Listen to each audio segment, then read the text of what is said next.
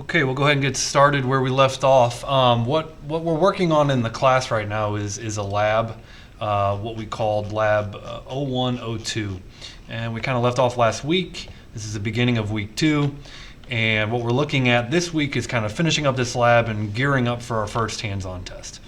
And so by doing the first 2 labs, Lab 1 and Lab 2, those are the labs that we'll do that will kind of bring you up to the hands-on test. Now, I'm working on a new computer, a new desktop in the office, and so I'm kind of in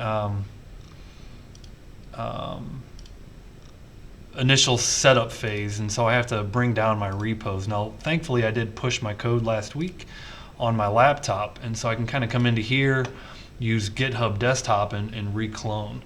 And so I'm logged in, and if I let's click this button and click on URL. Now I want to go ahead and create I got Windows 11 here, so I've got to get used to Windows 11. I create a new AWD1111 repos and create a new folder in there for myself. And so I'll put my repos in there. And if I now choose desktop, that folder, it'll put my issue tracker inside there, and thankfully everything cloned. Now I do want to point out, using GitHub Desktop, it's a little funny when you have multiple repos. Right now I just have my phone's ringing. Had to keep that on. 1 second. Okay, so now that my phone call's over, I just want to kind of show you that, I got my issue tracker kind of opened up here in there, and if I kind of go back to my repositories, and I had a lab 0101, and you guys are going to be in the same boat. You'll have different repos that you'll have kind of copied down onto your computer. So let's say I clone this repo again, which was my lab 01. So I'll have a second repo cloned, and I'll kind of paste that in there, make sure my path is right, and click on clone. So you can see you can only open up one repo at a time, current repository lab 0101, and then you can kind of switch back and forth this way. That's kind of the easiest way of switching back and forth between your repositories. There's also, you could file add local repository and browse to it, but probably this little drop down menu is what you want. So we're left off on the issue tracker, and I've got that cloned. And let's go ahead and kind of go back to where we left off in the lab, which was about right here. We added the server.js. So if I open up my repo, and notice here I'm not opening up this folder, the Evan Gubinstead folder. I'm opening up the root folder of the issue tracker.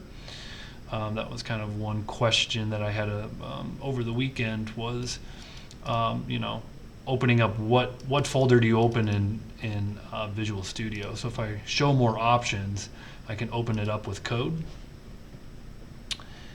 And yes, I trust the authors. And let's just kind of boot it up to see that we have our server booting, and it looks like we've got .env. Now notice, I want to demonstrate this. I do not have my node modules folder on this computer because I just cloned it. And so that's very normal when you're pushing your code onto GitHub, is that it does not push the node modules. That's actually in the git ignore file that we've configured. So you have to run an npm install, and so that's kind of the first thing I need to do this morning is run the npm install. That's going to download all the dependencies onto this new desktop, and you're going to notice all the node modules kind of coming in place there. I also notice in our git ignore we did not copy up our .env file, which is a security feature. You do not want to copy your .env onto GitHub.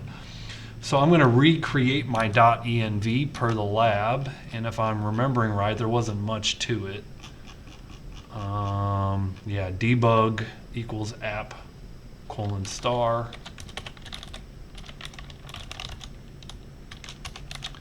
and port equals, and we can do 5003. Boot, save that. And if I go into my package JSON, I got my start dev, which has nodemon. Now, I also did not on this computer install nodemon globally, so let's do that. npm I nodemon /g for global. And so if I'm going to run nodemon, I need to install it globally. So we've got that installed. Now let's try and run our start dev script and see if that boots up our server. I'm going to have to allow this through the firewall, and listening on port 5003, so that looks like our .env file is wired up, and it boots into issue tracker. Now that to me looks like a static HTML file, which if we go into public index, we can kind of see the static file that we're serving from the home route. So when the user goes to the home route, there you have it. Now you notice home route hit, and then it says, sorry, can't find favicon.ico, which is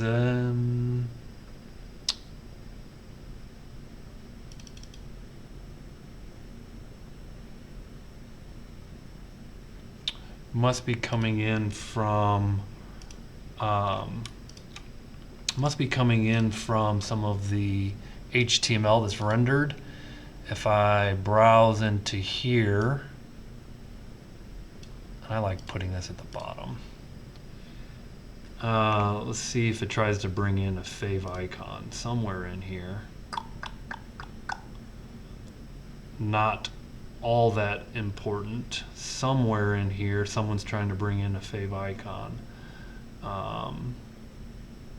Of course, we don't have one, so I'm not seeing that at the moment. Not to worry, not important.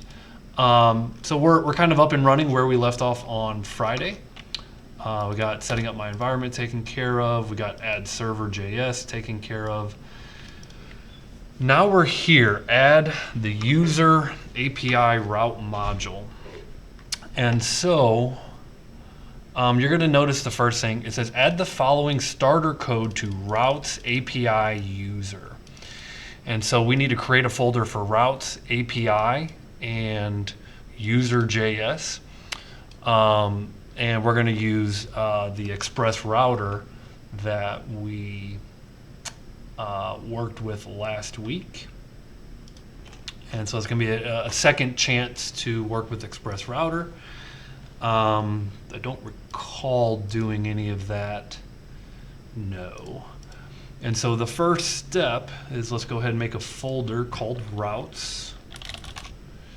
And then underneath routes, we'll make a folder called API. And we'll add a file, user.js.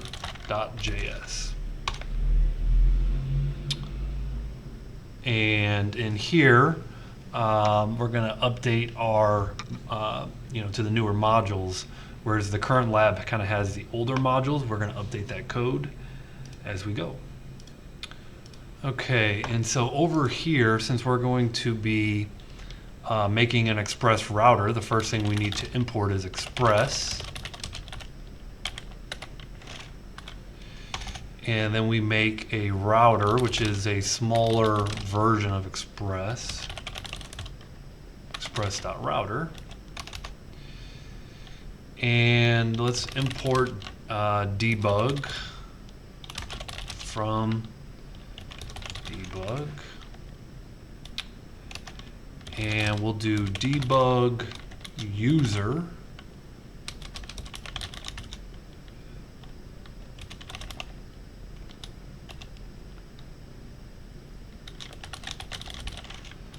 And so that'll be our kind of our new console log. Inside of this file will be called debug user. Mr. G. Sir.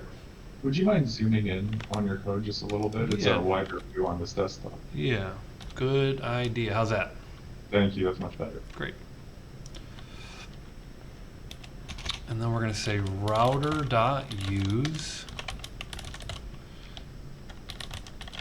And this is going to allow us to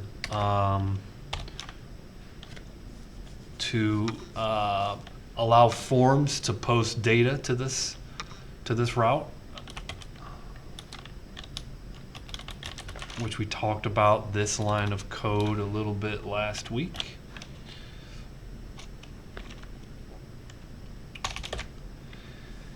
And at the bottom of this file, we need to export router as user router. So I have a little router, and let's go ahead and make a route, which is the user list. So we'll make our first router.get /list.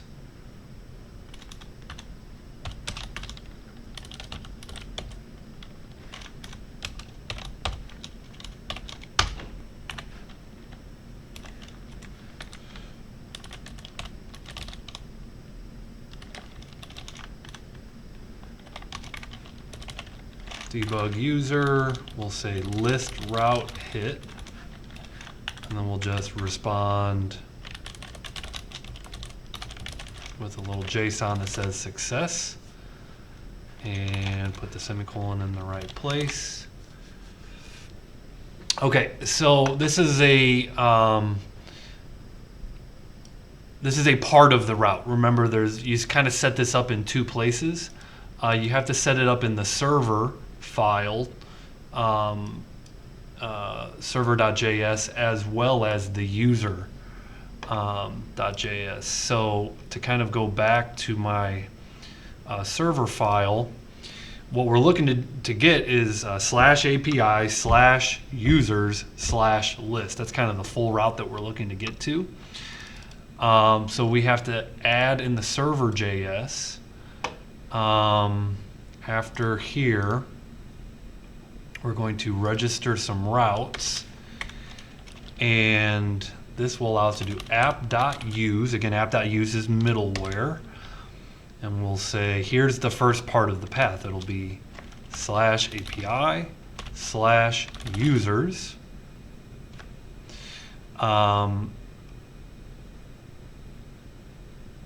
And we have to have an import up at the top before I continue with that. So we'll say import user router from, and it kind of auto-filled for me. Import the user router from this local file. Notice when we're bringing in other people's, we don't have to give it the full route. And in fact, I even got to do the .js here. So I did have to append that. Now, right now, line 18 is incomplete, so when I save my file, it's crashing it. Let's go ahead and finish line, comma, you say user router here. Okay, so that kind of ties it all in together. So the full path will be /API/users/list. And that route, if I did it correct, should be up and running. Now we learned another tool for requests, which is Postmon.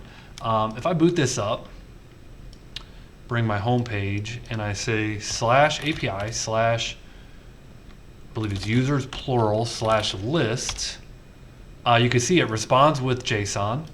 And notice my debug says app user router, so you could tell where the code is coming from. And file that's coming out of my server is color coded as orange. Code that's coming out of my app user router is coming up purple. So again, these are called channels, and they're color coded and even named. So that helps you debug when things get a little more complicated, like where is this code even running? You get color coding and names, which is very useful. And so,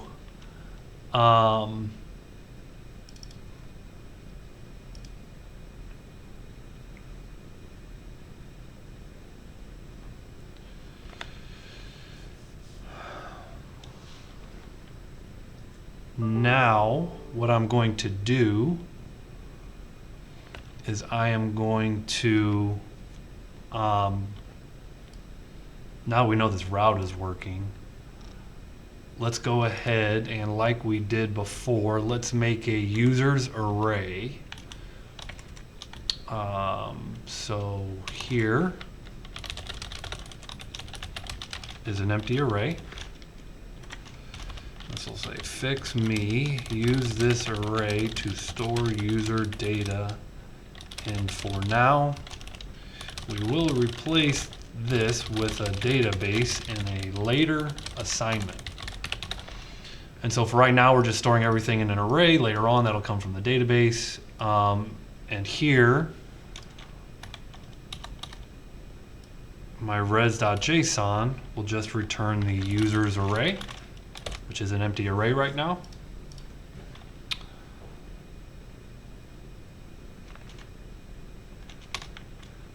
And next route, router.get.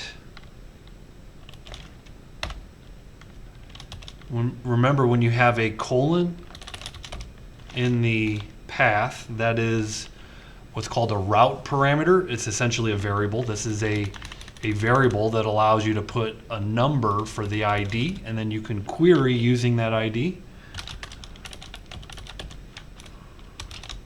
And so we have a route parameter to get by the user ID.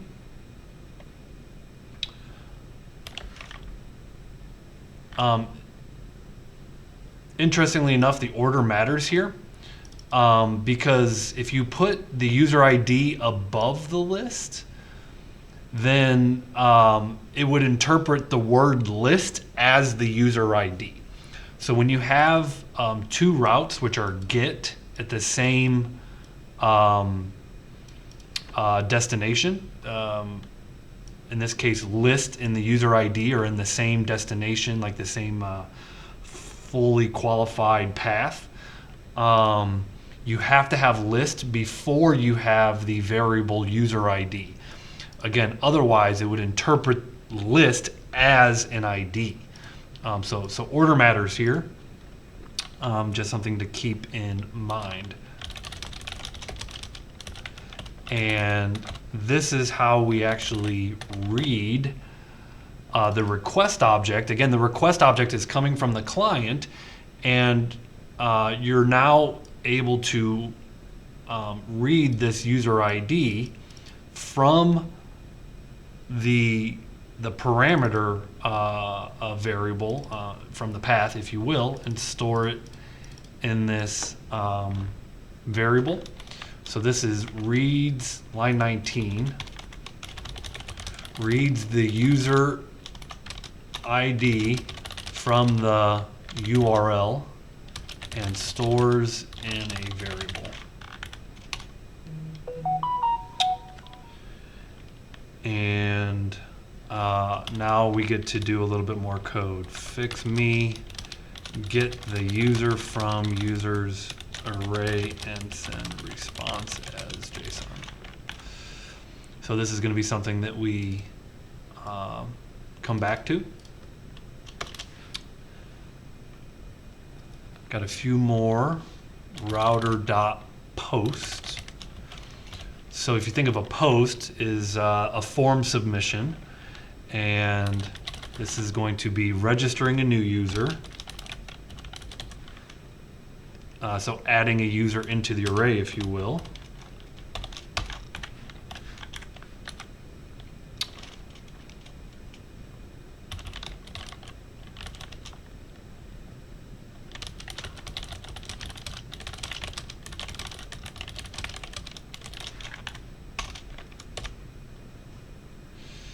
So notice that our linter is giving us some red squigglies, but our app is not crashing, and so this is just a developer, you know, saying, hey, we want you to fix this. This is a developer tool saying, hey, you're not using these variables. You should.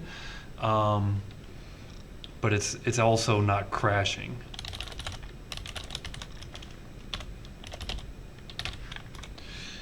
And so login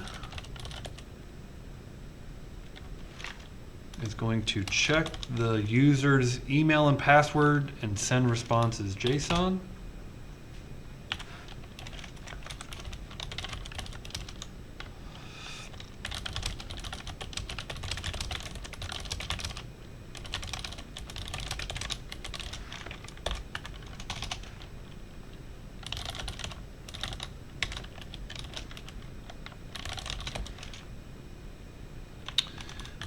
So a put is similar to a post. So you could do a post here, but this is essentially our update a user by ID. So this is going to be an update operation.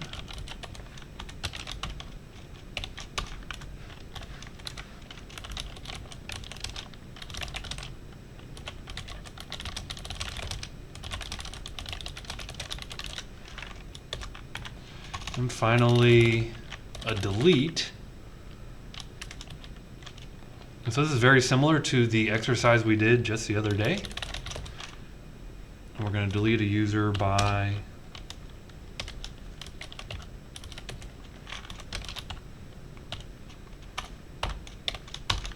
the ID and the params. So fix me.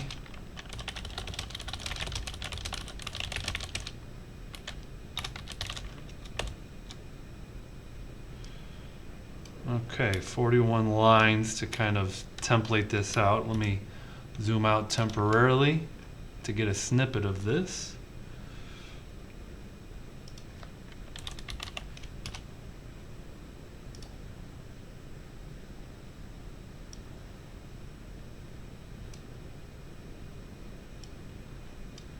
And update our lab file.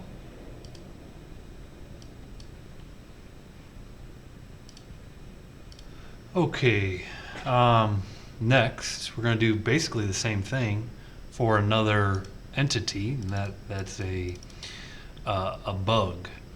And so we're going to create an API route to our bugs. And so in the same routes API directory, let's create a bug.js. And we'll follow kind of the same thing here. Import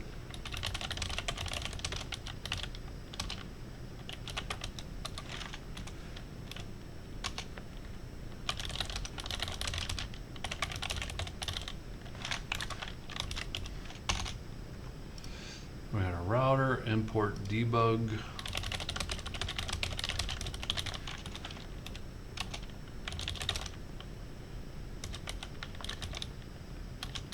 Debug bug.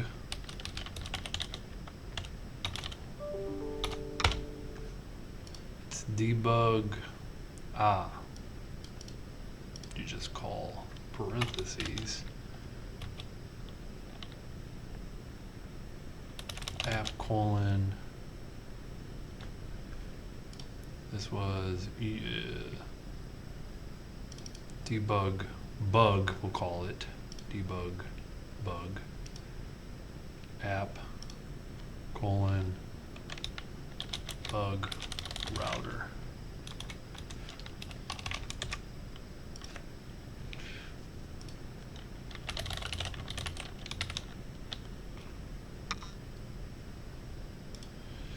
Express URL encoded.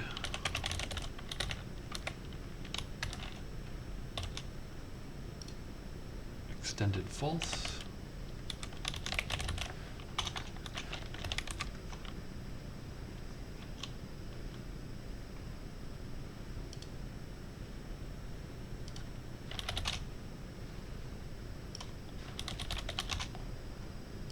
Let me get something pulled up here.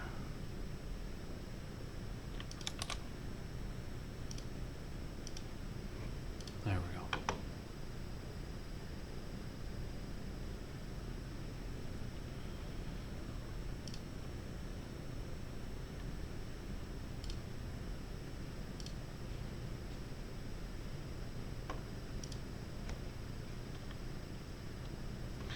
And then down at the bottom,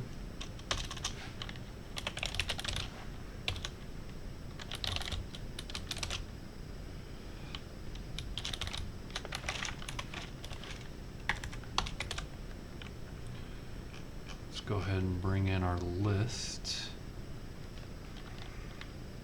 Router dot get star / list request response arrow curl. You get really used to that. By the way, I'm leaving off the there's an optional third parameter here called next. We'll dive a little deeper into next, but for right now it's optional and we're just going to leave it off. And we can say debug bug list route hit res.json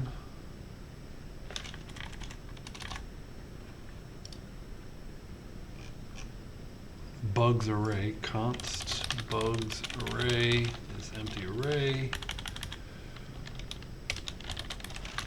respond with bugs array. Okay, so part one, right? Get the router kind of configured, bring in the router, export the router. Part two, come over here, wire it up, and so back inside of server, I should say. Here we got API users user router, so let's go ahead and bring in bug router. Import bug router from bug.js. Brought in the JS that time. app.use /API / excuse me. API / is it singular bugs /list comma bug router. Save that and see if we can hit our list path. So we come over here, API. Oops, I gotta take the /list off here, just like such. Reboot it again.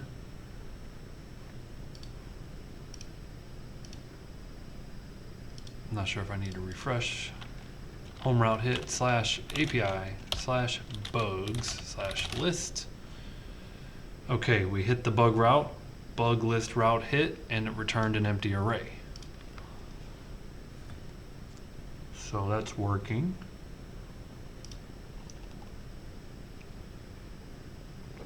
As intended. Now we just got to wire up the rest of the routes inside of bugs. So just like before, we did router.get on list, we'll do router.get on the /bug ID. Again, the order matters here.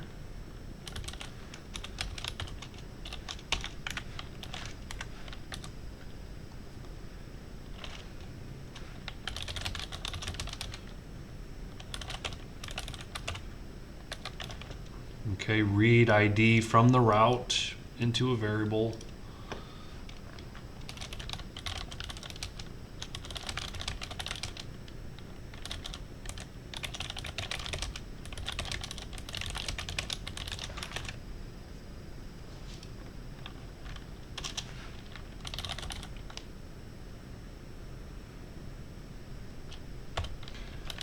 And I'll do a post, router.post /new.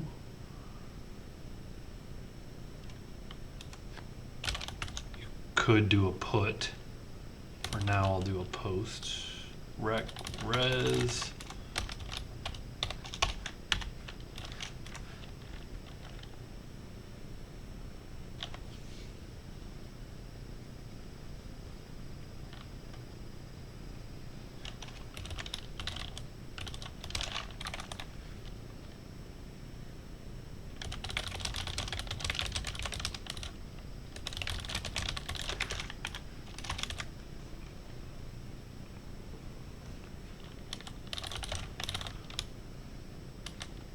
So this is going to be our update.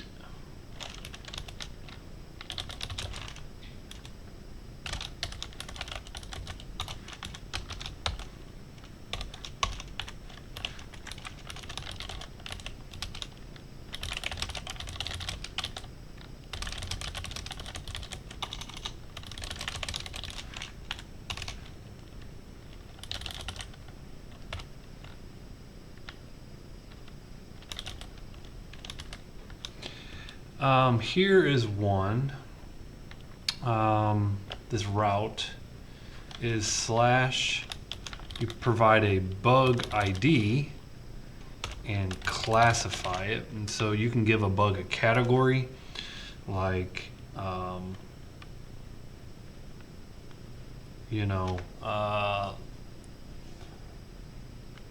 login problems or searching problems. You can basically give it a classification or a category. So you can give a bug a category, if you will. And so when you classify it, that's what that means, and that's a route to enable that. And so you just add a classification to it. Login problems or searching, basically what category does it fall under.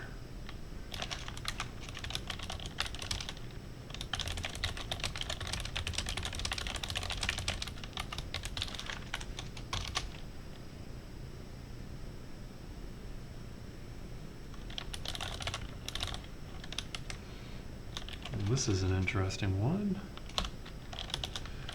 Give a bug ID and we do assign.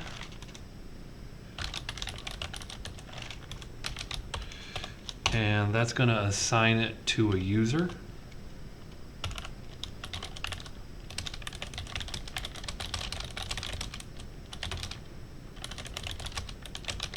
So users will have IDs 1, 2, 3, 4, and this will say, okay, that there's a user ID assigned to a bug.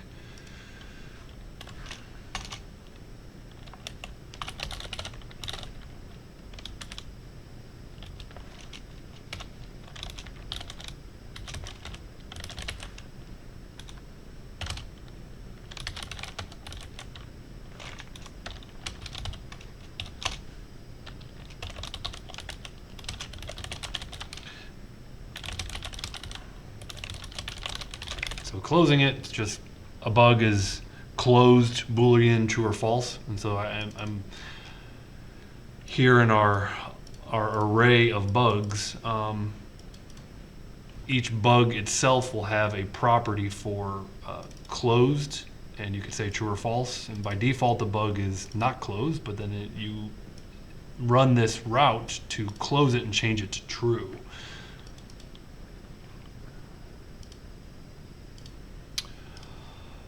Okay, so we're pretty well at exercise 1 of the lab. So now that all the template is out of the way, step 1 is creating a static home page, which kind of you can see here is basically a little nav bar and a bunch of links under users and a bunch of links under bugs. And so I'll get the nav bar set up and we'll get kind of this up and running using a little bit of Bootstrap. So this is kind of nice because this is going back to first semester stuff, but it'll be a good refresher. So on Bootstrap, you want to use the documentation and then scroll down and find a nav bar. And so kind of have a lot of different examples under the nav bar for the docs. They kind of start off with the brand, which here they have a spot for an image and text. This is probably pretty simple to what we're looking for. It's just a little brand, navbar brand, with some links coming next to it. So this is probably going to be as simple as it gets as far as what we're looking for. And so this one right here, if I scroll down, you could take the first one or the second one, list-based approach. You can avoid list entirely if you like. So sure, let's avoid list. You notice this one, everything's in lists. This one is not in lists because we use classes for our nav. So let's use this one without that. And in my home page, I'm just going to start, I like div dot container. So that's going to make and then I hit tab. Okay, that's going to make a tag, div tag with a class of container, that's called Emmet, E-M-M-E-T-T, I think. And so I like using Emmet hotkeys. And so I'll just kind of wire that up. And then if I paste in my nav bar, here, right here is where it says the word nav bar, but if I go back to my exercise, I don't want it to say nav bar, I want it to say my issue tracker. So I'm going to change this text right here to say my issue tracker. And then there's basically two links. You could see that there's like an active link.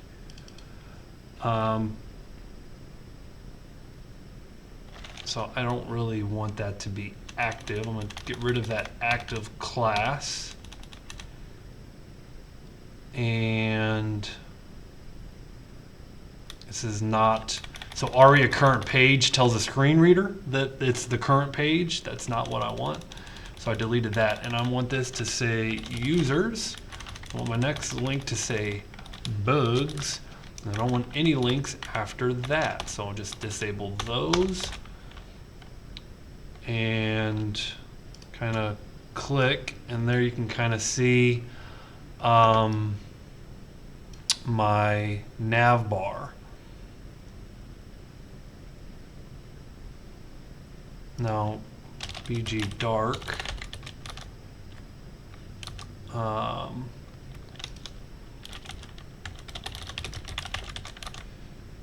And so I wanted to change my container to a kind of a dark, let me look that up real quick. So back on colors, we got text colors,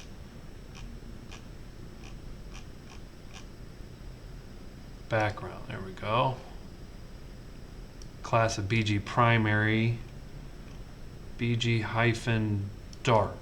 And so I'm not sure if I didn't type that right. BG hyphen dark.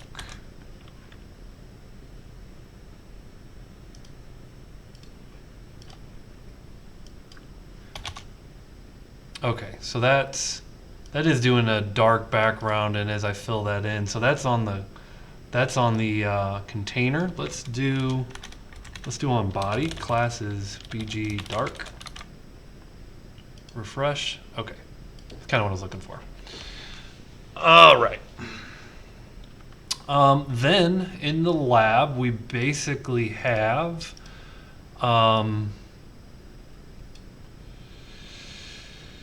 two big boxes, and so we'll do and then inside of those boxes we have a couple of lists.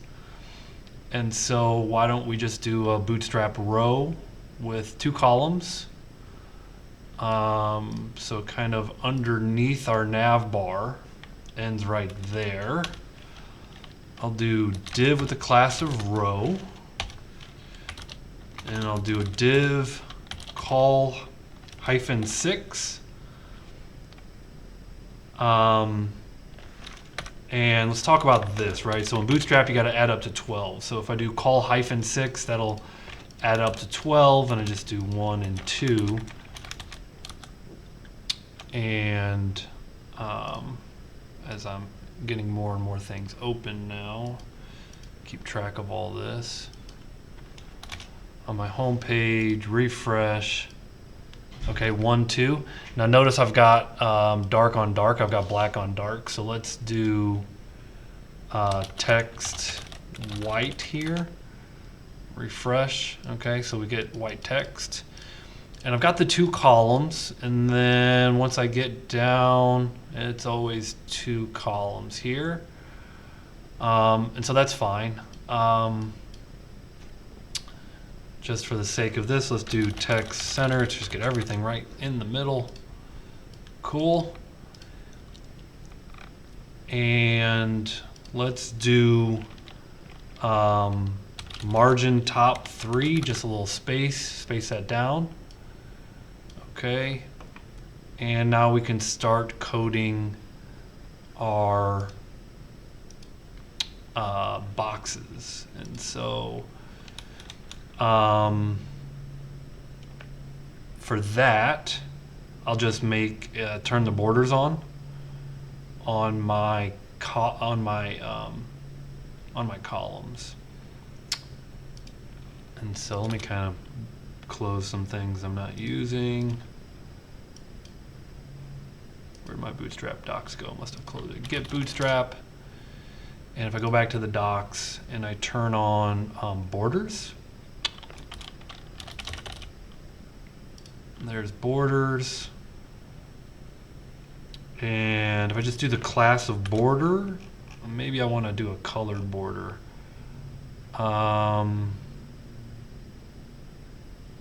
Border primary, border secondary. It's kind of this. Actually, I like that second to last one. Just border black. So we'll do border black. Put some borders on our divs. And, well, let's do border white, because that makes more sense on a dark background. Refresh. Okay. Now we can actually get into coding H1. Says users. And this one will be in H1 that says bugs. And maybe let's code an anchor tag.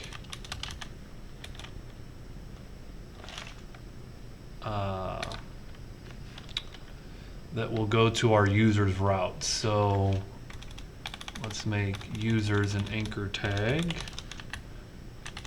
And this will be slash API slash users list. And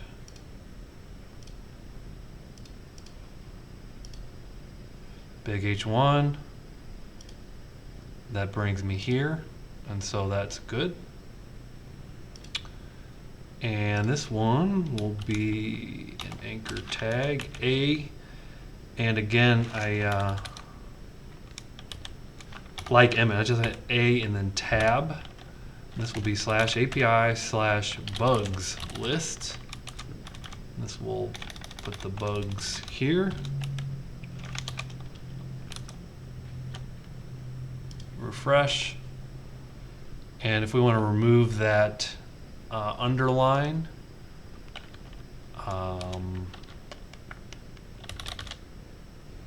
here are our links. Link,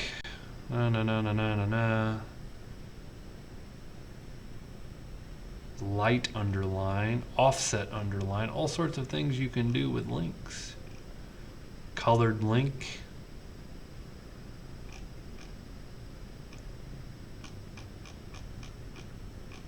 I'm just thinking text decoration of none.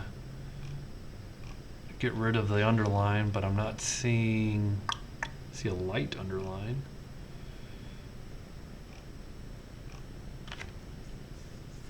Default link's not what I want. Underline opacity 0. That's what I want.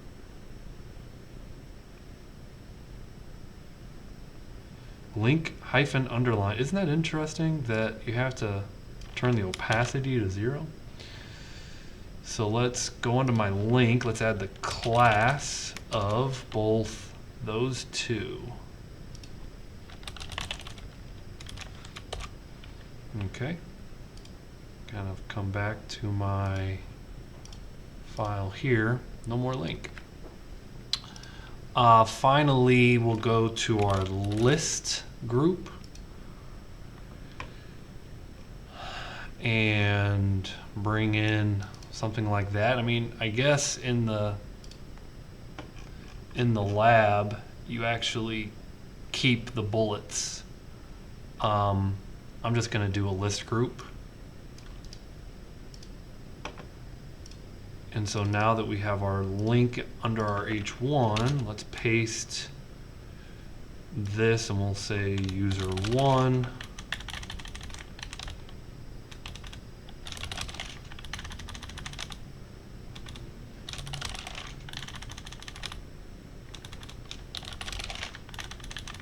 And we'll just have 4 users.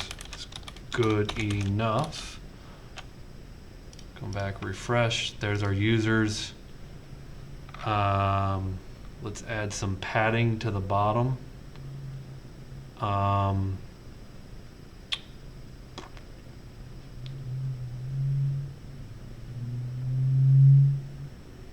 So I believe, let's see, padding. I believe it's PB for bottom, but I'm going to look that up. So position, no, margin and padding. Padding. Okay, so P top bottom. Yeah, PB, padding on the bottom. I was right. So on our list group, let's do padding bottom 4. And refresh, adds a little space at the bottom. That's what I was looking for. And these users are ultimately going to be links. So let's kind of fill in our, for now I'll just go to pound, copy that,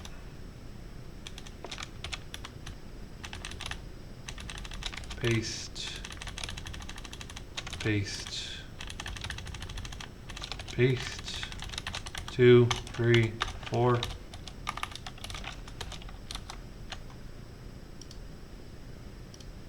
Okay. So users list takes me there. That's nowhere. These links are dummy links until we fill them in. And that is pretty much the look that we're going for.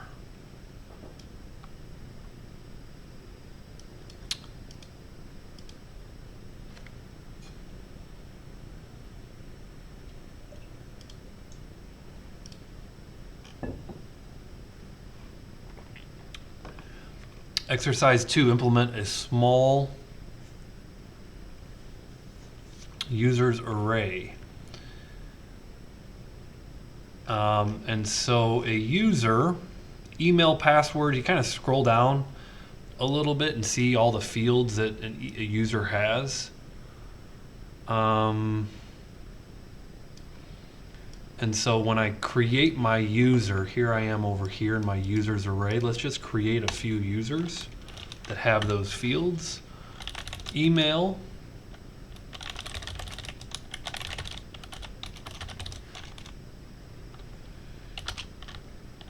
Password.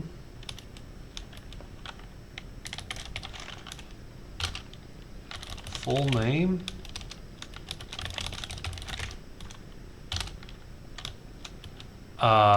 Given name.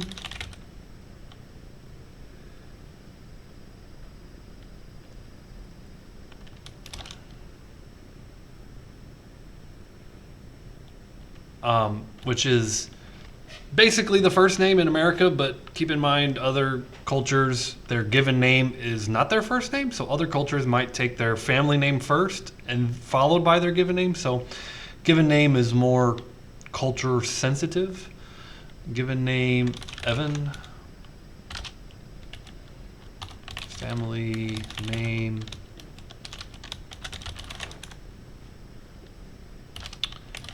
And I'll set my role as administrator. So there's one user, and I'll just paste and change some data. going to give them the same password.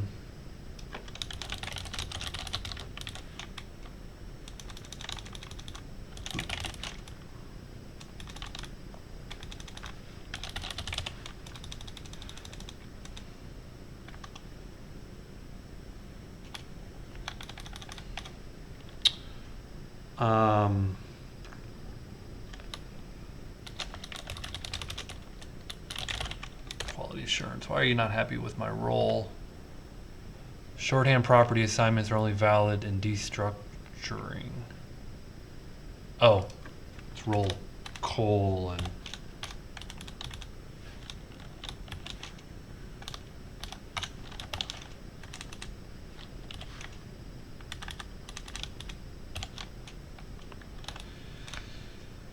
And we'll do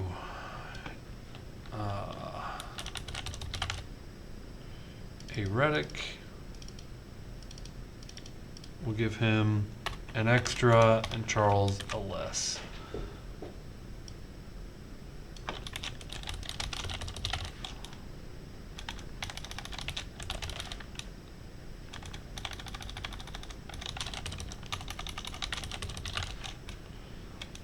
And so you get administrators, let's just say developer. So I'll change my role to developer. Developer, quality assurance, systems administrator, different IT roles. Get rid of the comma at the end.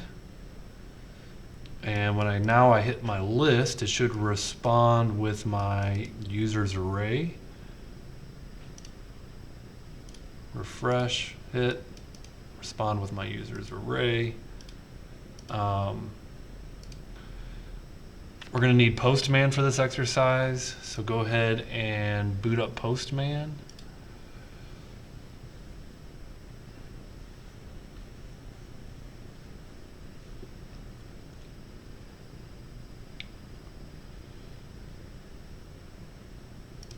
And let's get into some workspaces.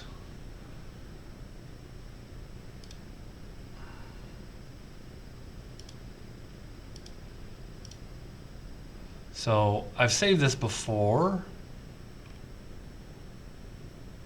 API user list at port 5000.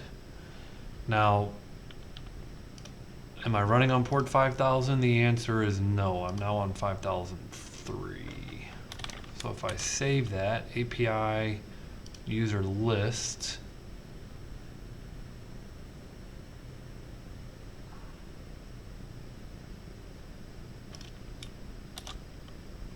let's see if we're up and running. Whoops.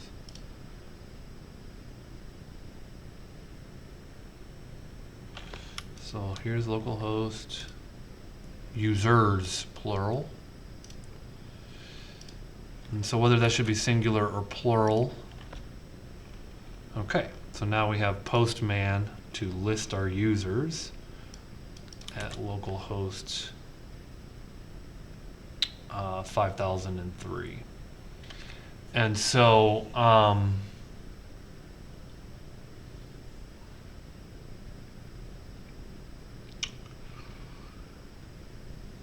in a prior last week, we used Postman for the first time. And so if this isn't making sense, I would encourage you to go back to the exercise we did last week where we used Postman. It was I think it was called CRUD Dog Walker, where I basically did a different version of this lab, and we use Postman all the way through. So I'm going to be using Postman. And here, kind of going up, it says this route returns the full array of users to a JSON array. We've done that. Response is set using res.json, which we have done. Let me boot that up correctly.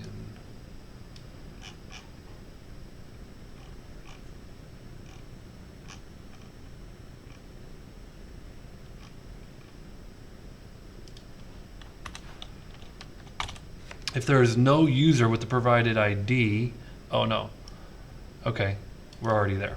So now get API user by ID. So right here says if there is no user with a provided user ID, then send the following response: status 404, user ID not found. And so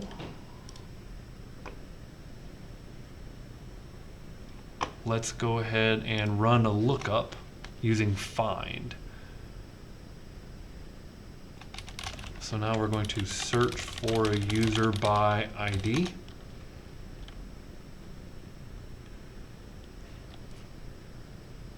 Because we've read the user ID here. Found user equals users array dot find user arrow user dot. Mr. G, Yeah. could you zoom in again? Yes. Thank you.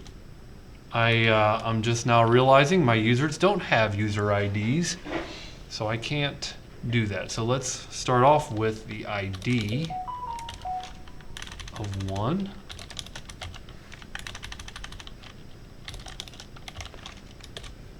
So let's give our users some IDs.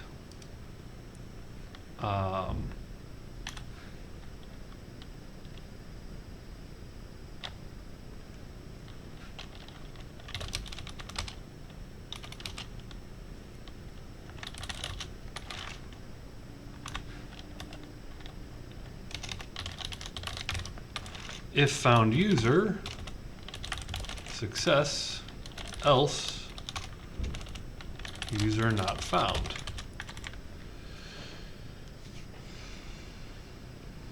And if we find the user, we send the user back. So we'll do a res.json.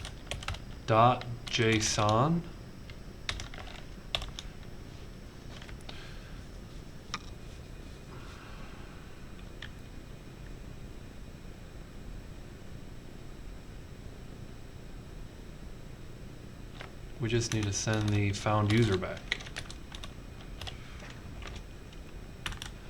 Else res.status. This is a status code. 404 means not found.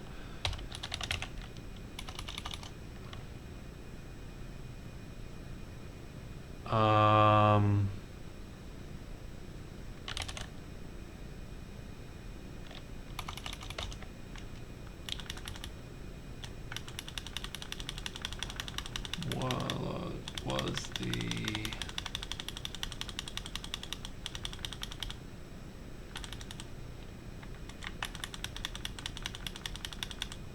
message that we were using? Wasn't it just message? Status message.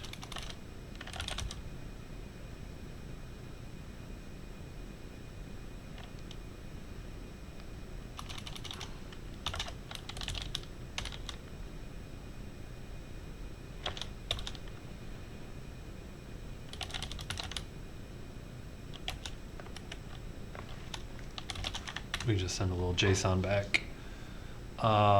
User ID.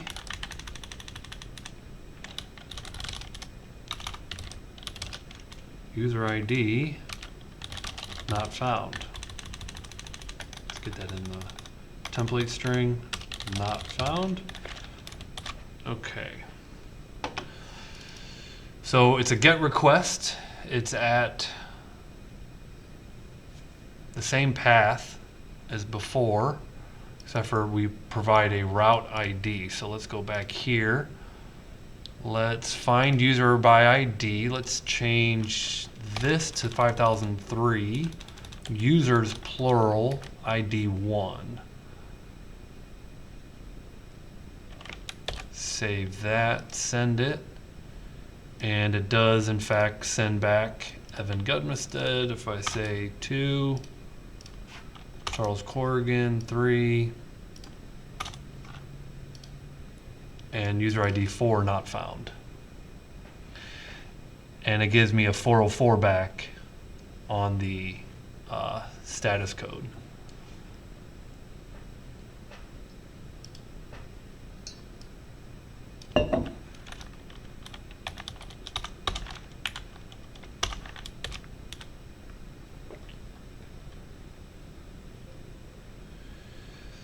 Okay, register is a new user, and so we're going to basically kind of create, yeah. Could you hold on 1 second? I've got a Yeah, something's up with mine. no problem. Okay, so the register, we're going to be adding a new user, which we're going to allow Postman to send the data across. And so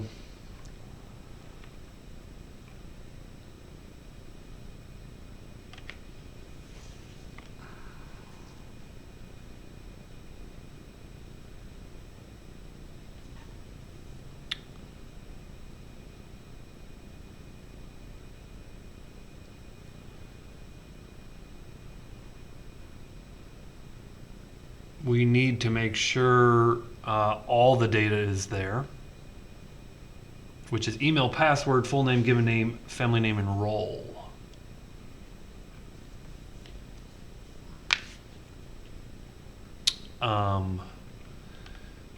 And so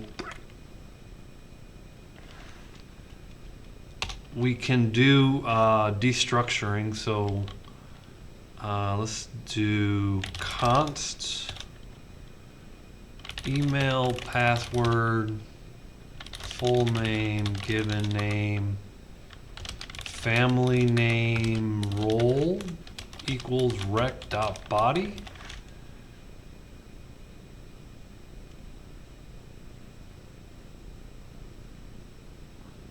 Okay, so these are unused, and so rec.body is an object, and we can pull apart those different pieces, and so then we do a little validation. If not email,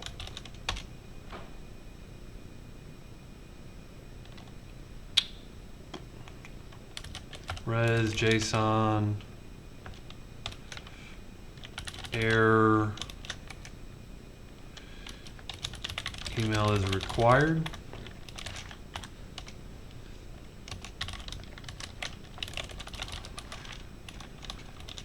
And you can get the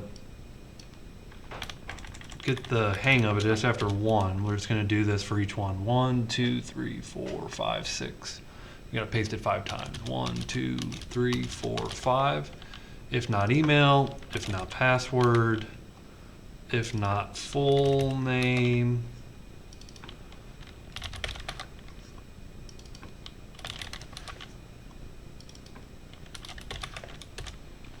okay.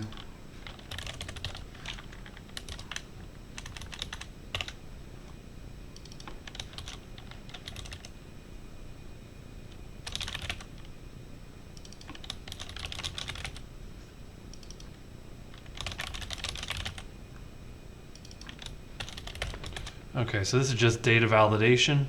We'll learn a better way to do that later. But, you know, Postman's going to send across all these fields called all these properties, you know, kind of called the exact same thing. If they're all there, then we can construct an object with it. So we'll say const new user equals, and there is a shorthand. We could just go email, email.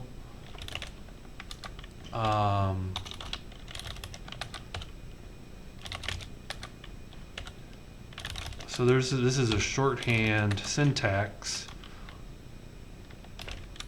for, you know, email colon email. If it's the same identifier, you don't have to do that. So this is our new user object, and then we're going to push it.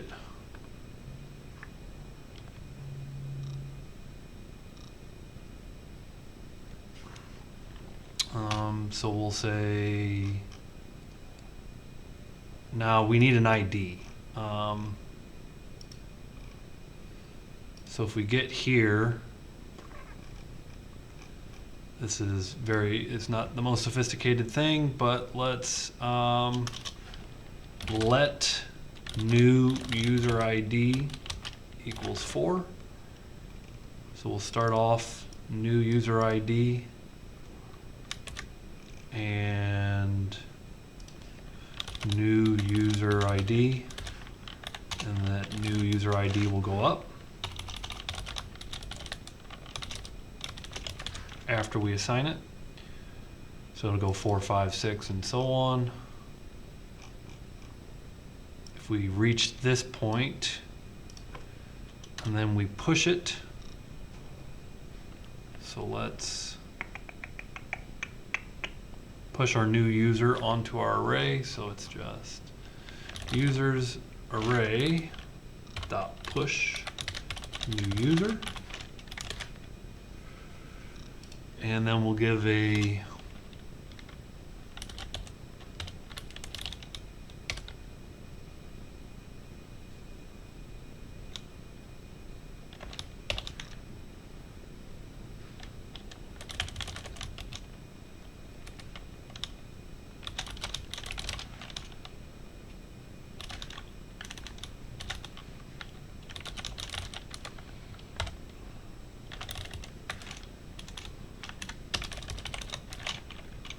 give a little success message.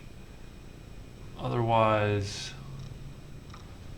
okay, let's see what I'm missing. If any of the above is missing or invalid, it should send back a status of 400. So we can just do a res.status of 400.json. And a status of 400. So, you know, the 400 level of status codes, the 400 level just basically means client-side errors. So 404 means a client made a request that doesn't exist on the server. So it is a client-side error. So when you just say 400, again, it just says client-side error. You know, you gotta send a password, and so this is basically validation, is what it boils down to. The client didn't send valid data, is what a status of 400 means. So you can add these little status messages that, you know, we could then interpret when we receive them in Postman. So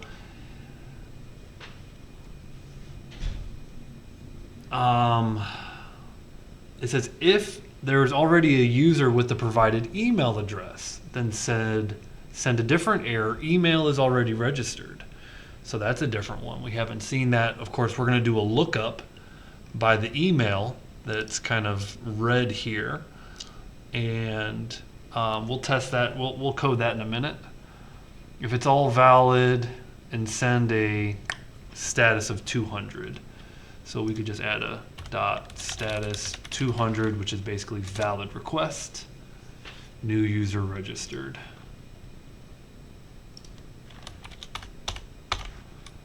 Okay, so again, we're on 5003, so I'll kind of go back here and I'm gonna go to my add user. This is a post API users / register 5003. Now remember to imitate sending data from a form. We have to go into this body, email, password, given name, family name, role, email, password, given name, family name, role. I'm missing full name. Full name.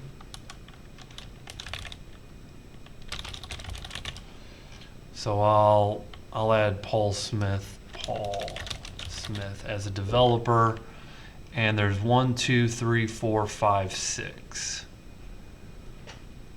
And this is a post at the 5003 API users register. If I run that, new user Paul Smith added. If I go back to my list all users, 1, 2, 3, new user ID is 4. Now there's a problem.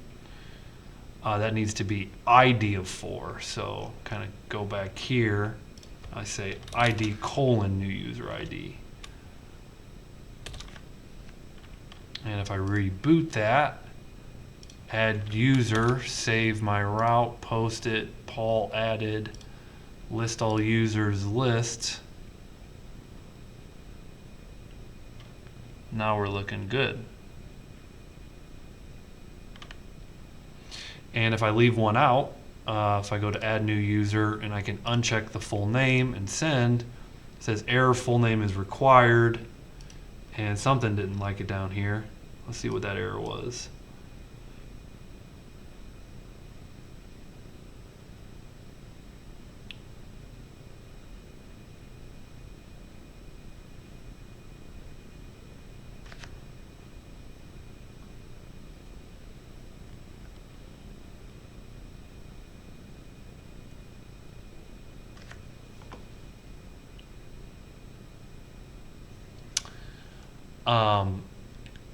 I think I know what this is.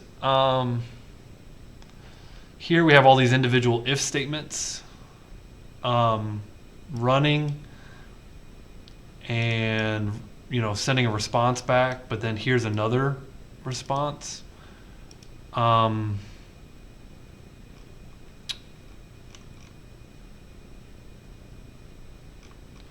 So I'm going to wrap these else ifs. I'm going to make these kind of all one block.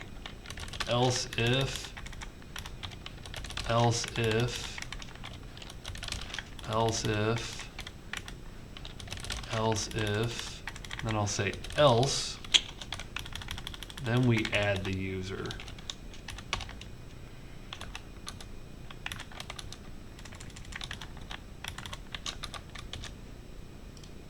And I think if I save that, and now it doesn't crash my server. And so it's kind of like I was having multiple responses come back from my route. And so by wrapping them in one giant block, if, else, if, else, if, else, if, else, I'm not going to get multiple responses coming back. That no longer crashes, and there it says full name required. If I put in the full name, Paul Smith added, and if I go to list, you could see Paul Smith is added. Now if I just add another user, call this Paul Smith 2, save and add Paul Smith 2 added. But that should really stop, because I shouldn't allow for 2 small Paul Smiths. See, it did go from 4 to 5, which is what I would want. But same user by its email address. And so that's the next little thing to fix. Okay, one thing to note on Postman, which is an easy, common thing. I do it all the time. In order to send data from Postman that comes across in the request body, you have to click on this body tab. And so you can see I've done this before in params, but typically when you're going to send data across, you want to select body and form URL encoded, as if it's sending it across in a form.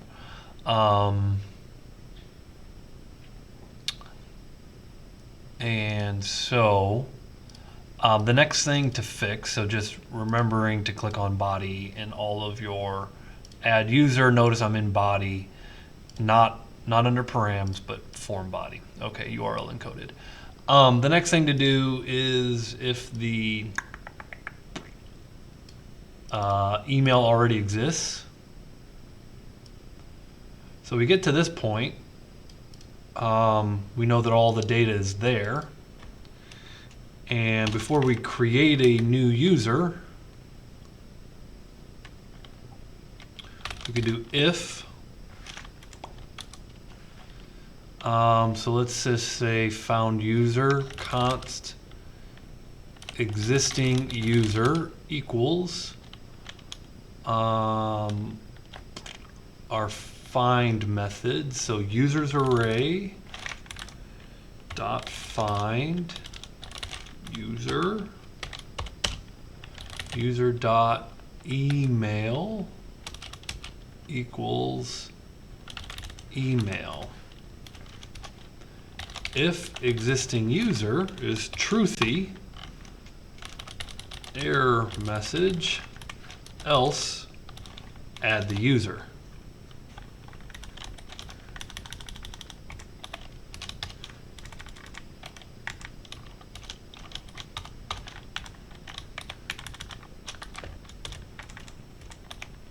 And the error message will be res status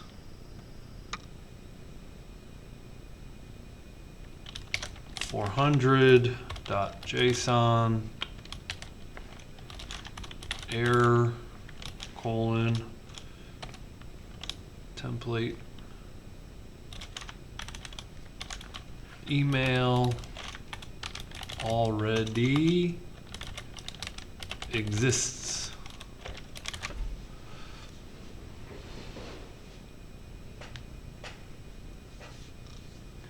So this up here is basic data validation. This to see if the email exists. And if the data is good and the email doesn't exist, then we create the user. So let's test it. I rebooted. So if I go to list users, I get 3 users. And if I go to add a new user, Paul Smith, I get Paul Smith added. Now if I go to add a Paul Smith 2, you could see it tried to add the same email and we got an error back. Paul Smith already exists. P Smith 2 already exists. Now if you change the email, then that still doesn't get around that, but point is it does check to see that that email address already exists. Pretty simple line of code there.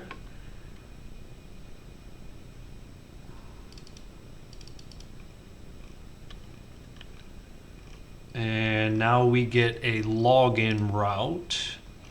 So now that these are kind of filling up, oh, by the way, we can do a little debug user list route hit,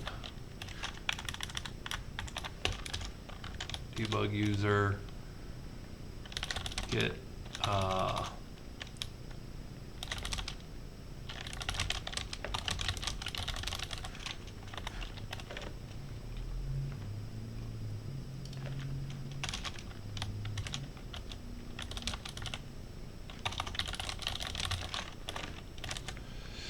okay, we can start collapsing these methods once we're happy with them.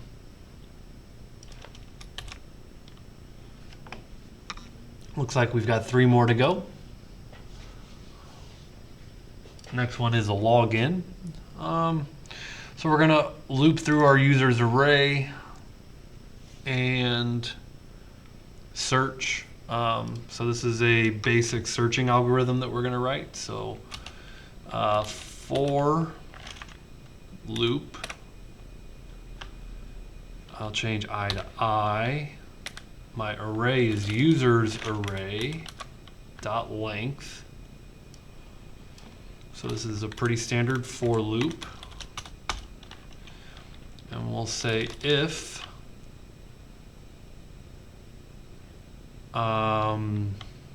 users array sub I dot email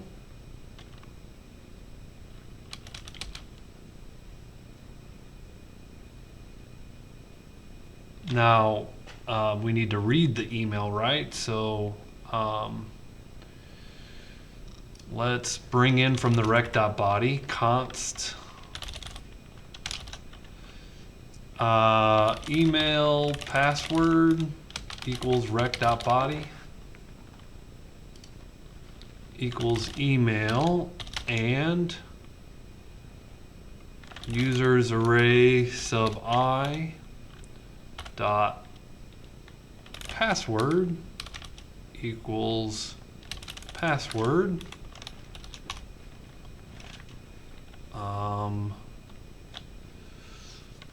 Res.json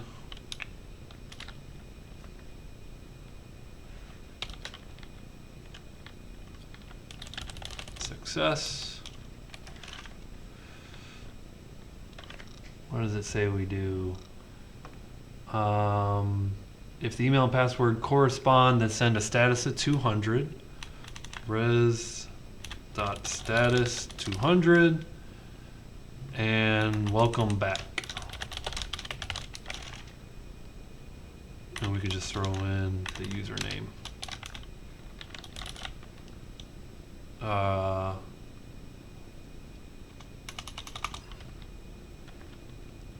Welcome back, users array sub I dot full name.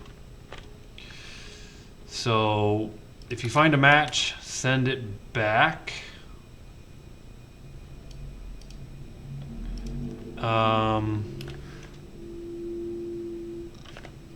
If the email or password do not match, then send the following response. So I kind of want to pay attention to not sending multiple responses back. So in this case here, I'm going to make a Boolean variable let found user equals false, and then here found user is true.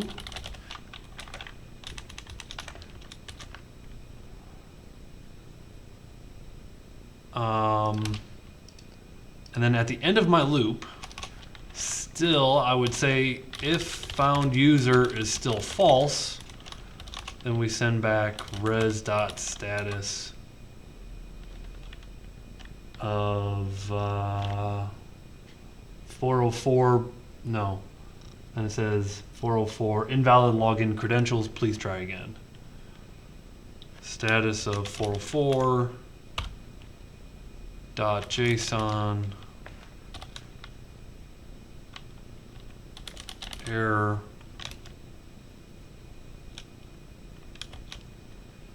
invalid credentials, please try again. And then we also need to make sure that they provide a username and a password, an email and a password. And so we loop through all the users. If we find a user, we spit it back. After looping through all the users, if we don't find the user, we say, we didn't find you. So let's go to login. We change the port. We change the path to users /login. I go to body with an email and a password. My email, eagudmested@edu, 12345. And it says welcome back. If I put in an invalid password, invalid credentials, please try again. Welcome back. Let's add my new user, prsmith@rankin.edu. Password 12345. So if I go to list my users, prsmith@rankin.edu, copy that. Point is, I should be able to log in with the new user as well. And 12345, welcome back, Paul Smith 2. I guess I left the full name as Paul Smith 2. And if I change that, invalid credentials, so that's working.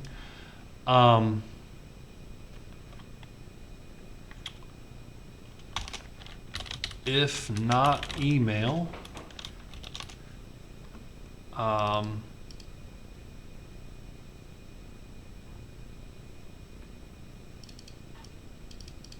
so if email is falsy and you flip it up.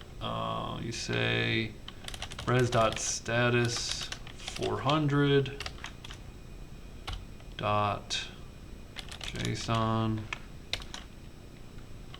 error email is required, else if not password, same difference, res status 400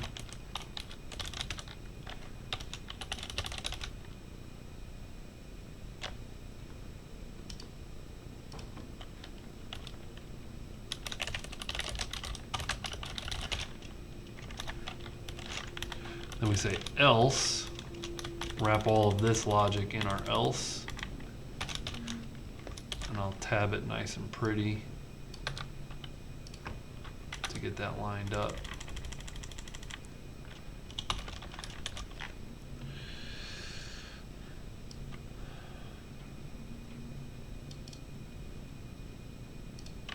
These Visual Studio now has built-in color coding on the brackets, and so that never used to be the case. You could see the curly brace is yellow here, it lines up with that curly brace, blue lines up with that one, and so this color coding on the curlies is a relatively new feature that is kind of cool. I'm getting used to it. I like it.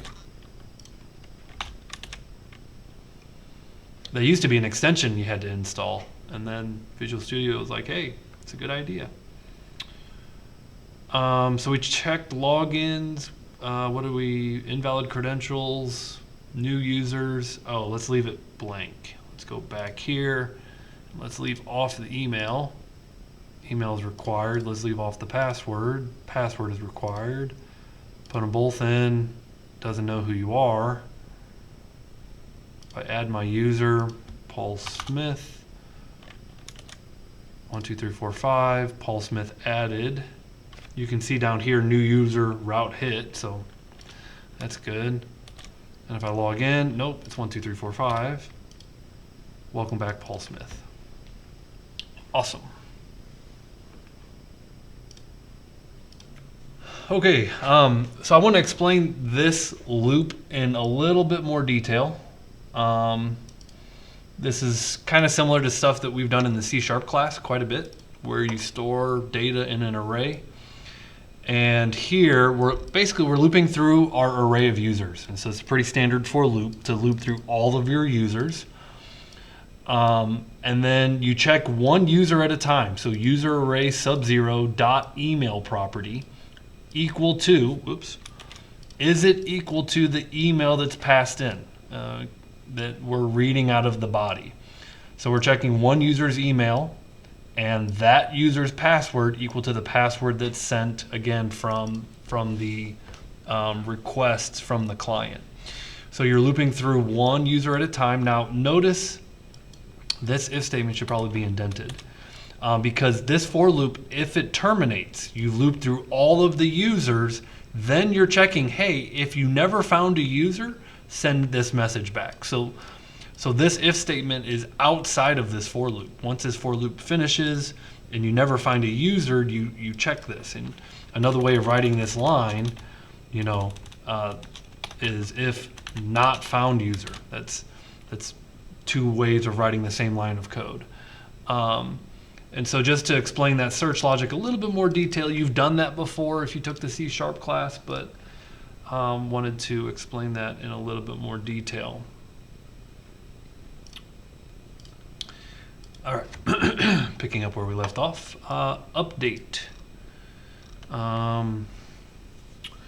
So we're gonna have a put request coming in for a user, and we need to read the data. So it's going to be very similar to what we did on the register. Let's go ahead and read all the fields out of rec.body. And so read all the fields out of rec.body. And we need to read the route or the params variable, const user ID equals rec dot params dot user ID. So if you think of this, read the user ID from the params in the URL. And this is read the data from the body of the request object.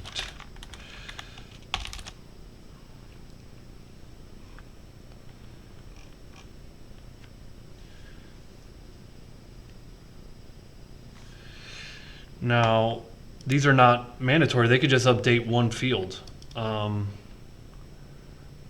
And so what we'll do with this is we will read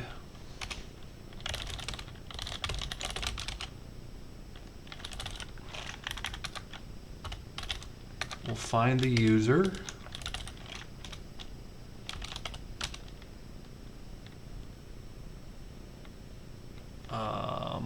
where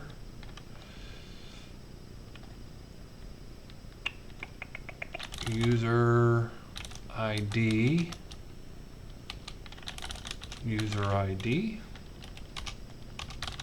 if found user,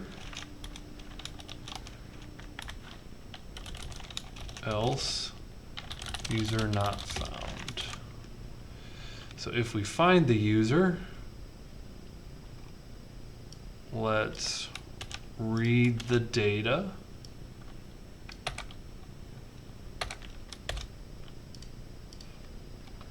Else res JSON res dot status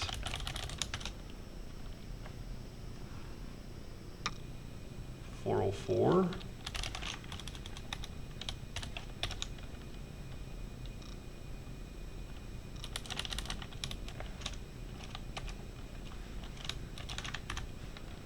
user ID not found.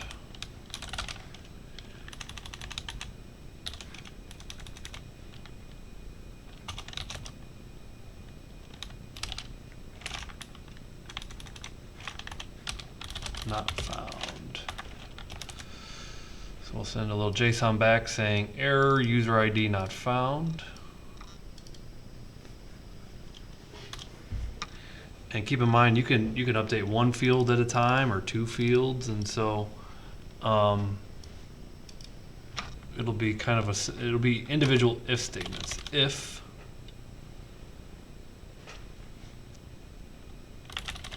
email is truthy, then we'll update found user dot email equals email. So this is the found user properties email address equals the email that was read out of the body.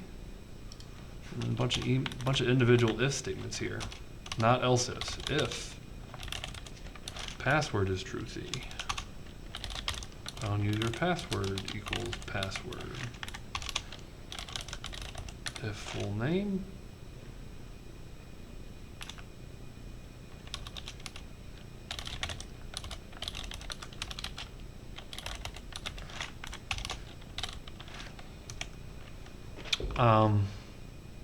now we can condense this, right? We could just do, if it's a single statement, you don't need the curlies. It doesn't like that. Oh, I forgot my if.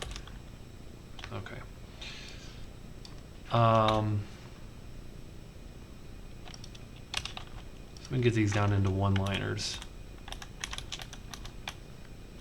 without curlies. Kind of condense these. And there's definitely a shorter syntax, but this is good enough for now.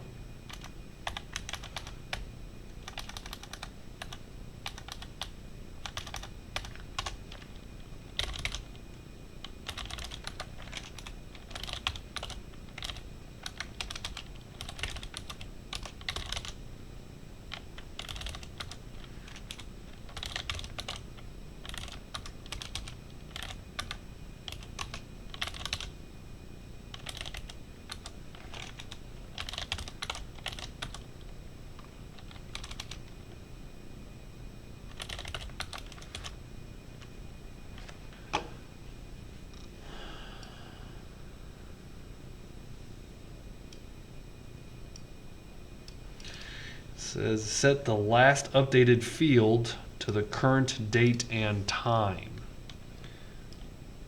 And so we can add a property, found user, so the last updated equals date time dot now. New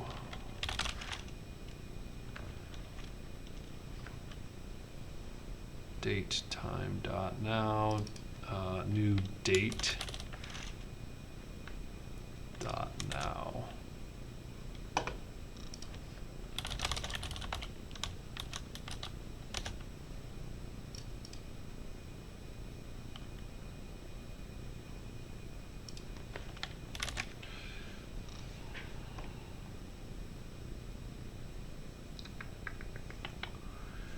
Let's try our new route. There's probably some more things. Send the following response, user updated. So we need a res.json.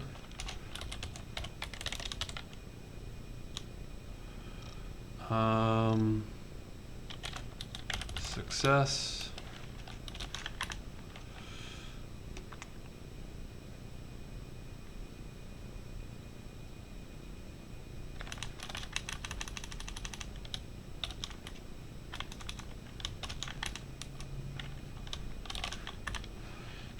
We'll say user ID, user ID updated.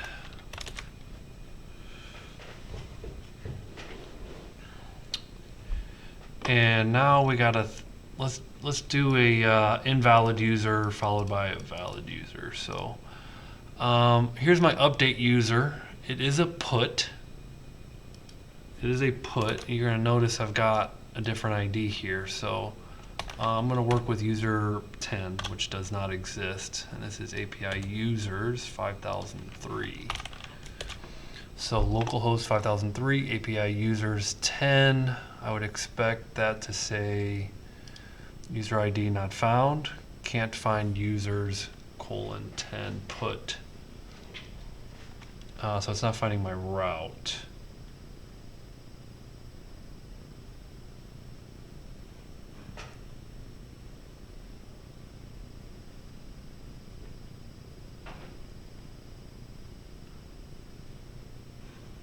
Yes.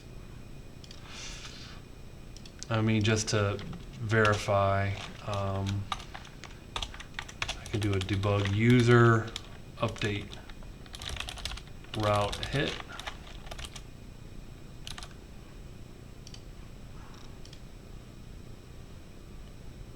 And then sorry, can't find. API users, so I want to go server.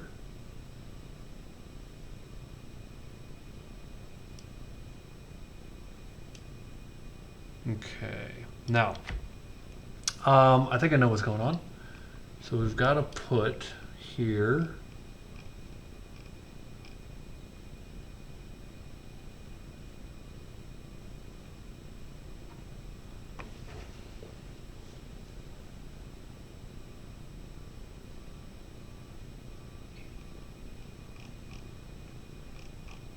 My first put, but I'm just gonna move this. I think this is an ordering thing that I was talking about earlier.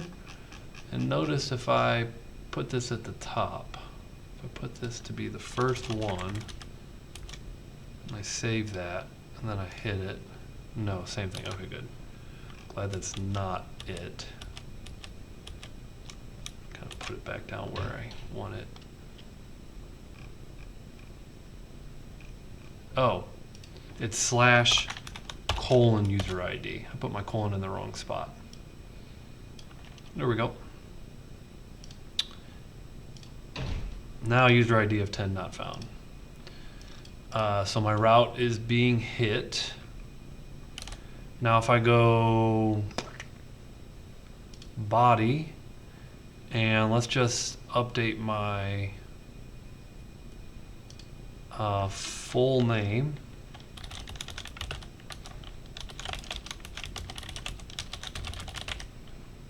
And this is going to be a put on user 1. I hit send. Okay, good.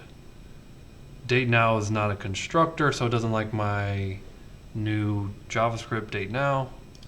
That's because it's lowercase. So date.now MDN. Here you could see date.now lowercase, and it's a method. So let's call it properly as such.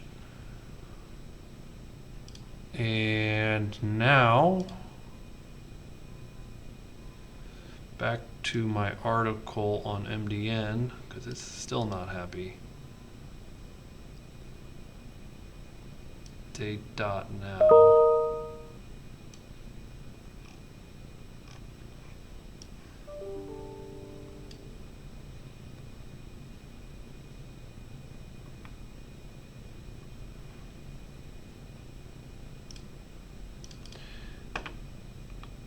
We're just going to do new date.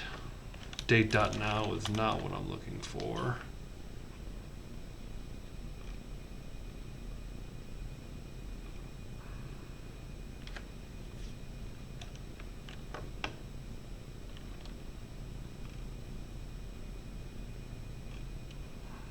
Save that.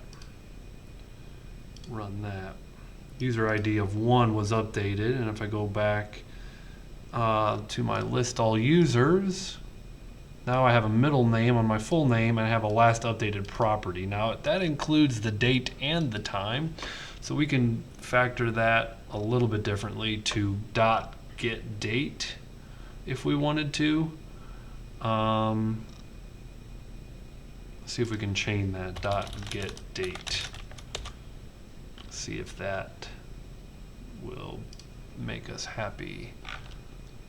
So let's go to my update and lists. Now that's getting the date of 22. It wasn't the full date, so we'd have to do get month.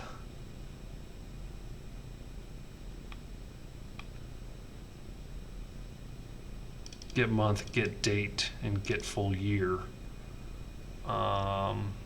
If we wanted to do something like that, we could do that. Or just for now, we'll just do date and time, no big deal. Okay, so date objects are always fun. Not the point of all this, but that is completing the update. And last but not least is the delete.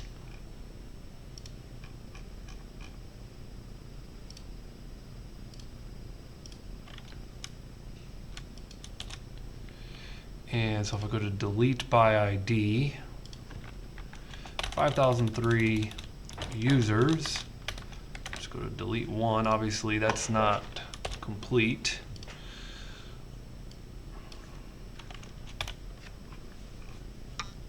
So what do we got? We got this ID coming in from the params. rec.params.userid.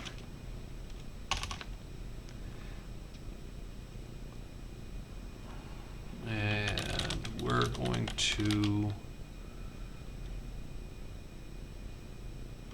do a find, which is users array find user. It's find index. Find finds the object, find index finds the position.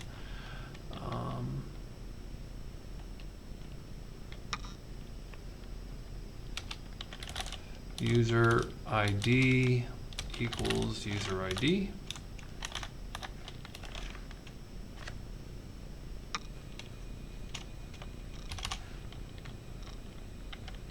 If index is less than 0, user is not found.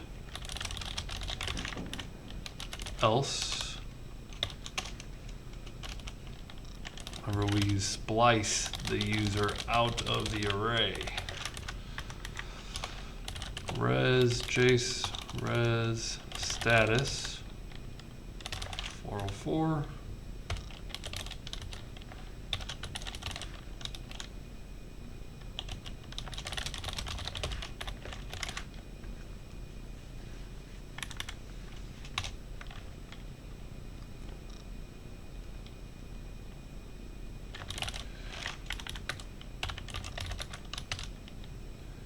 We're going to say starting at the index, go for 1. And then we res dot status 200 JSON.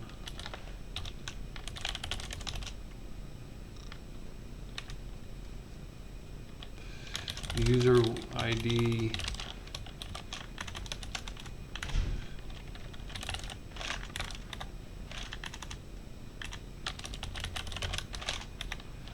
deleted.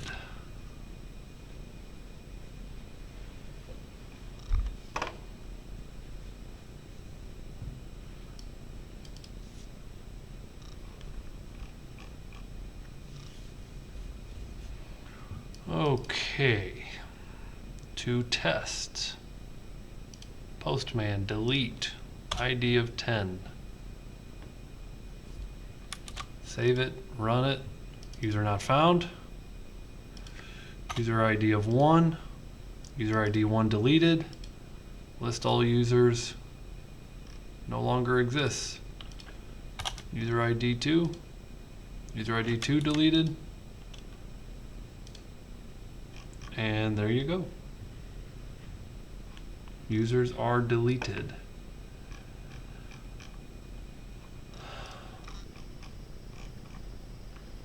Cool. So that's the user.js. What I'm going to do is kind of pause here and let you continue on to exercise 3, which is implement a small API for bugs. So I'm looking at 1, 2, 3, 4, 5, 6, 7 routes, and you can get to work on those, ask questions when you got them, and then when I resume the recording, we'll just kind of go through the answers. Sound good?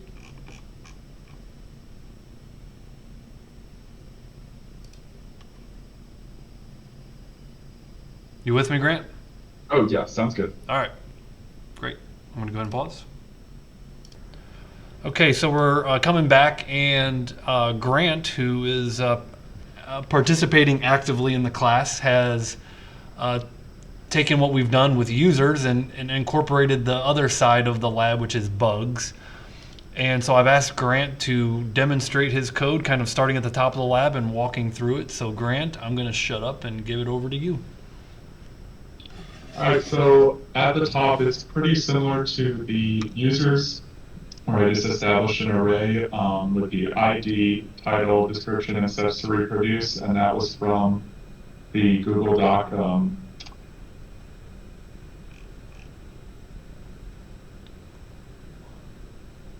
It was right here on the bug ID to make sure that that data was provided as the body of the request.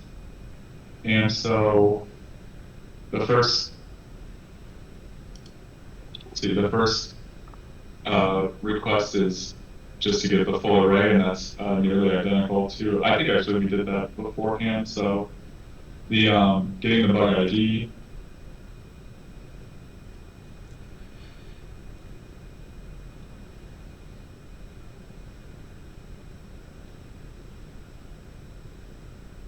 is going to work pretty much the same as the user.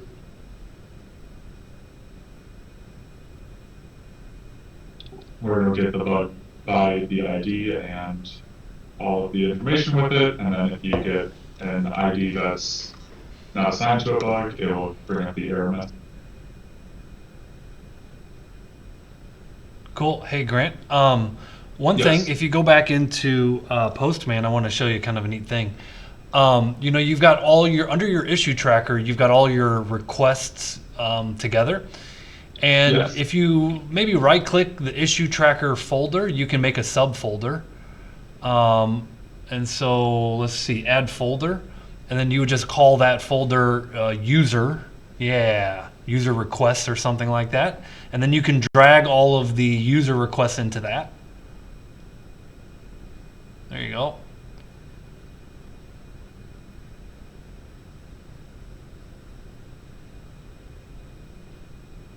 Just help you for a little bit of organization. Yeah, thank you. Yeah. And I'll let you continue. Yep. Okay, great. And so next is add bug.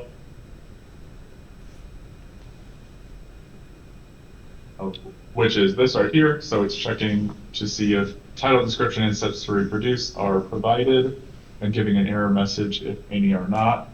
And then it is also checking after that if any, if the title already exists, similar to how we checked with the email on the users. And then if all of that is clear, it pushes a new bug and it will add one to the ID and then give a success message. Looks good. Can you demonstrate it?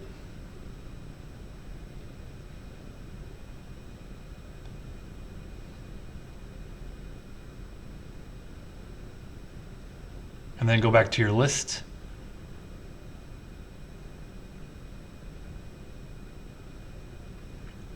And there you go. Very nice.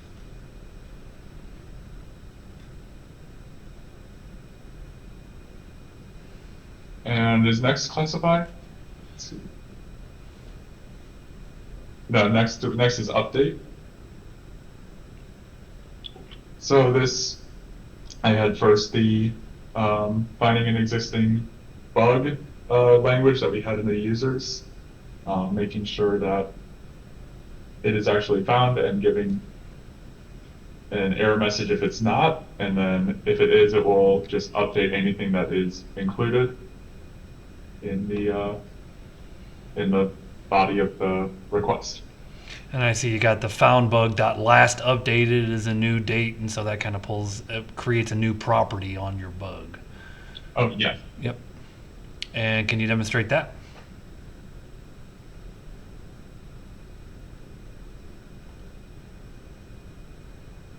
See, I think I had startup error as my ID for bug one. Bug one is update. So startup error was the. Yep. And now it's updated. Nice.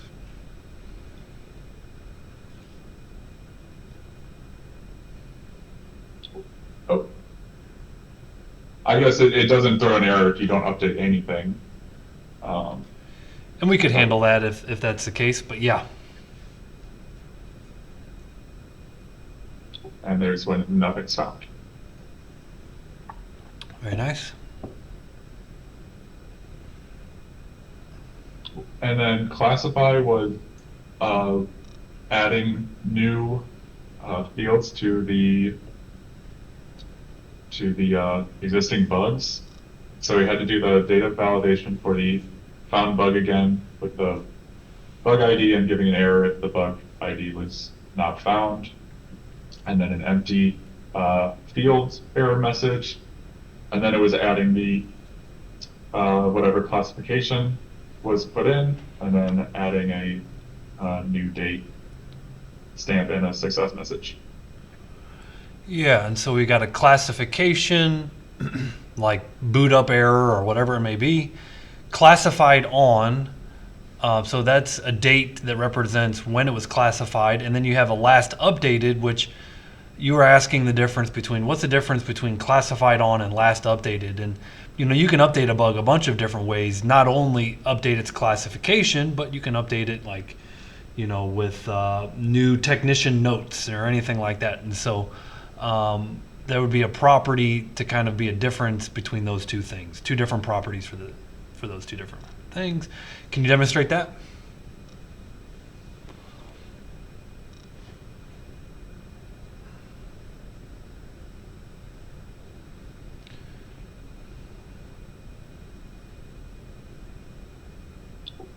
is the success message.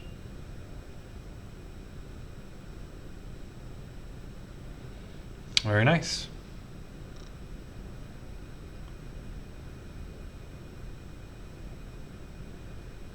Yep.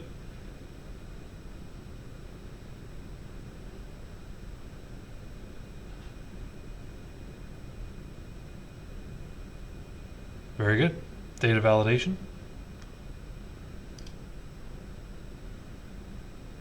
And the assign and close were both pretty similar to the classify route, except that it's different variable names.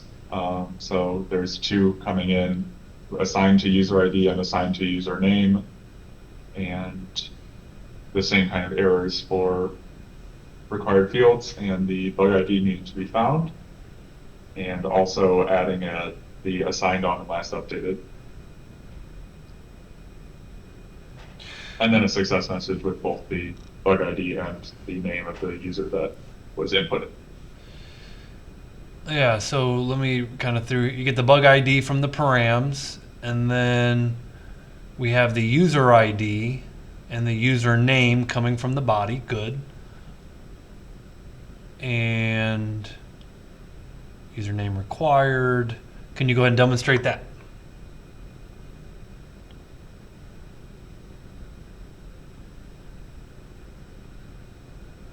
This is bug 2 assigned to user ID of 1 and Evan Gudmested.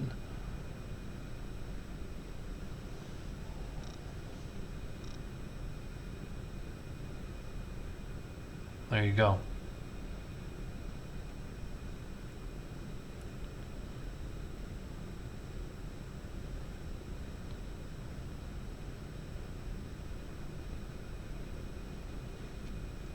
Awesome.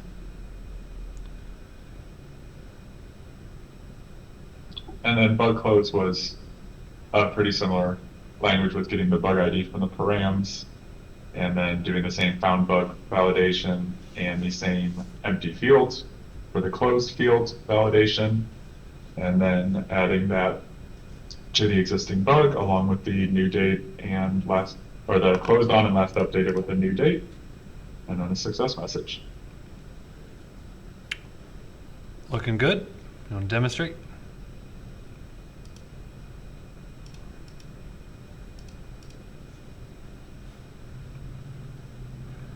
Oh, there's an error message.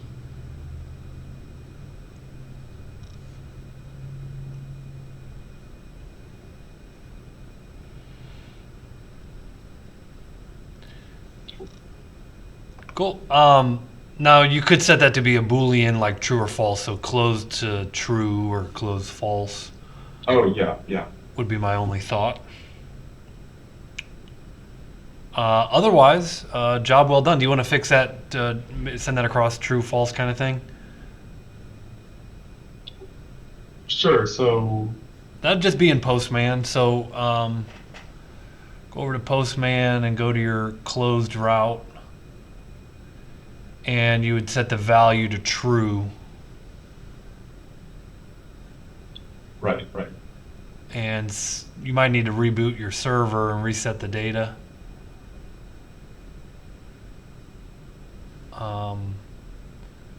Where do I do that again? Just back in Visual Studio, if you just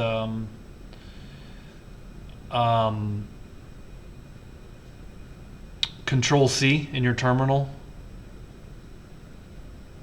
and hit yes, and then npm run start-dev. That'll start it back up. Now go ahead and close it,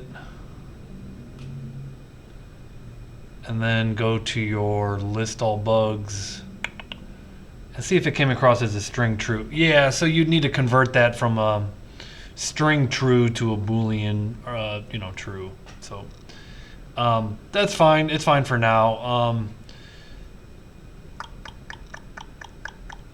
Yeah, it's not worth. But obviously that's in a string, right? The value of string true is different than a Boolean true. Boolean true is not inside of quotes. Right. So you'd write a little JavaScript to, if it's a string true, you know, set the value to true instead of a string true kind of thing. Okay. Yeah. All right, man. Job well done. Thank you for the demonstration. Thank you. Yep. And I think that's a good stopping point for the end of this video. It's a 2-hour long lab, so we'll stop here.